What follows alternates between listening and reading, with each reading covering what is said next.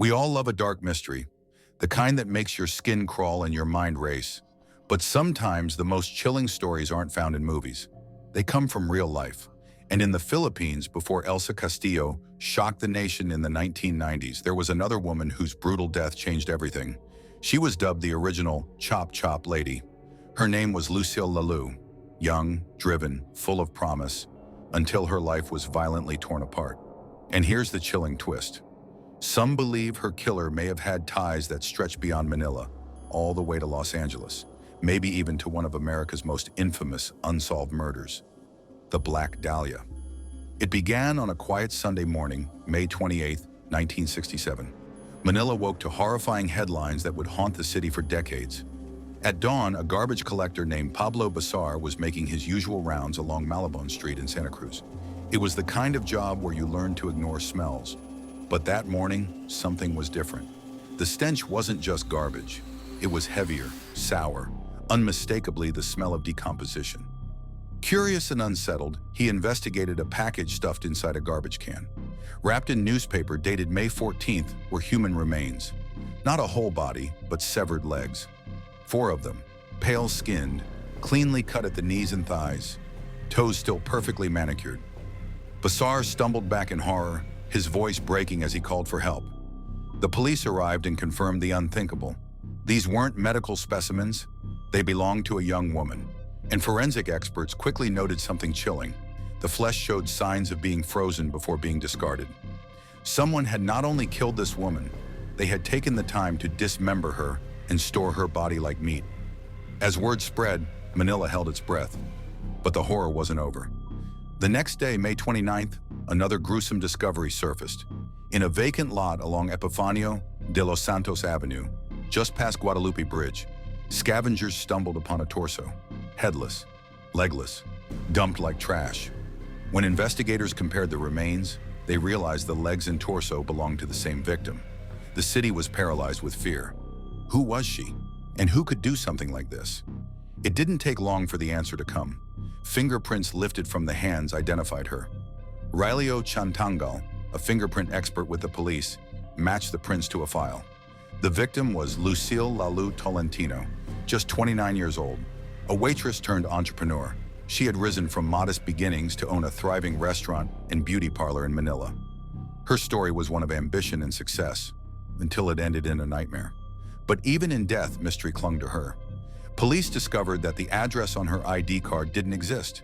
It was as though Lucille lived in 2 worlds, admired in business, but strangely elusive in her personal life. She was real, yet somehow ghost-like in the official record. That duality would only deepen the case's eerie atmosphere. The autopsy revealed more. Lucille was 1 month pregnant. Her body bore no blunt force trauma, only small defensive wounds, cuts and scrapes suggesting she had tried to fight back. But the most shocking detail was the dismemberment. It wasn't chaotic, it wasn't frenzied. The cuts were clean, precise, surgical.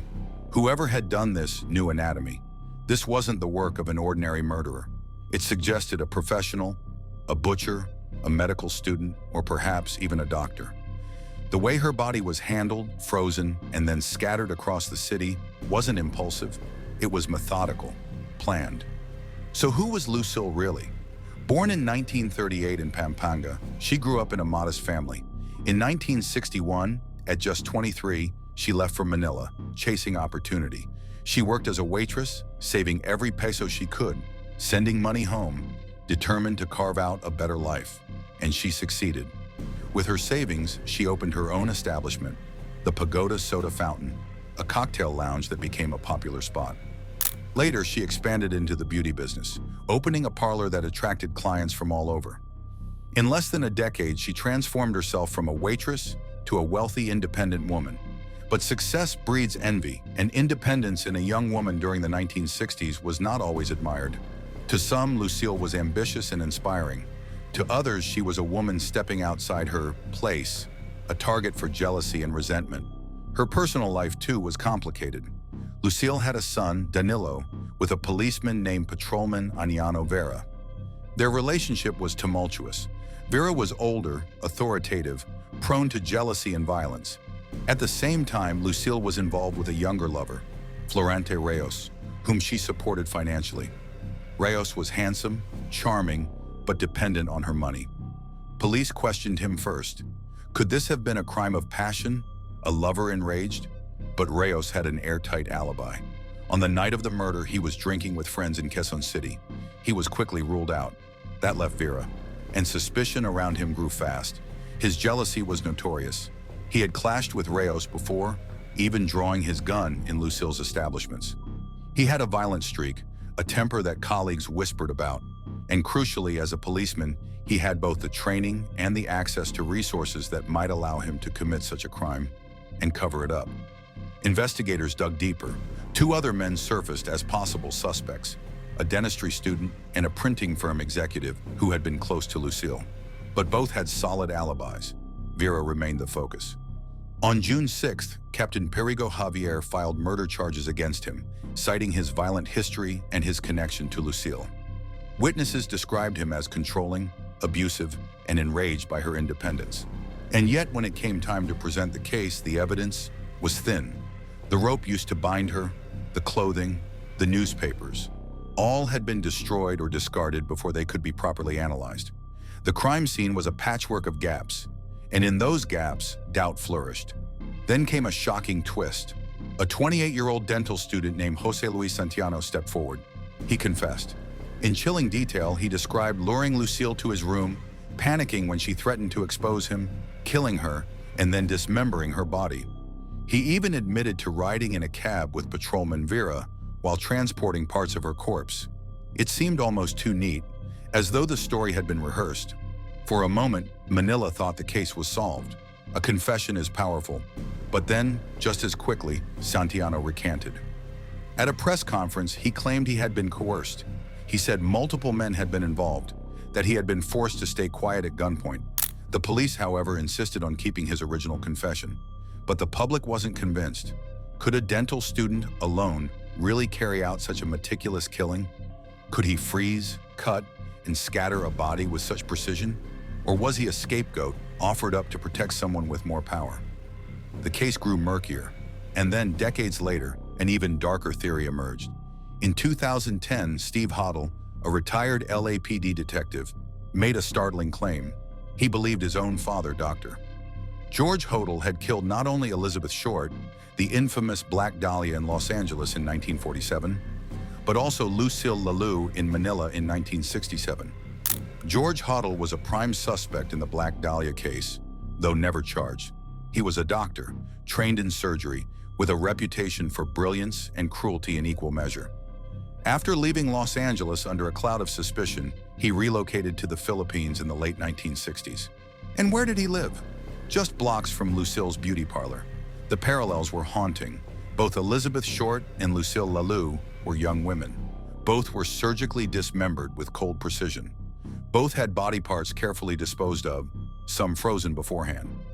Both murders carried the same clinical signature, as though their killer saw them not as people, but as experiments. Steve Hodel even noted another eerie coincidence. Lucil's remains were found on a street named Zodiac, echoing the infamous Zodiac killer case in California, another crime that George Hodel had been loosely connected to. Was this a coincidence? Or had a man suspected of one of America's most infamous murders crossed an ocean and continued his crimes in Manila? If true, it would mean that Lucil was not only a victim of jealousy or betrayal, but part of a chilling international pattern. A predator who moved across borders, leaving mutilated women in his wake. But proof has never been found. No definitive link ties George Hodel to Lucil's murder. What remains are eerie similarities, compelling theories, and the disturbing possibility that Manila's most infamous unsolved case might share a thread with Hollywood's darkest legend.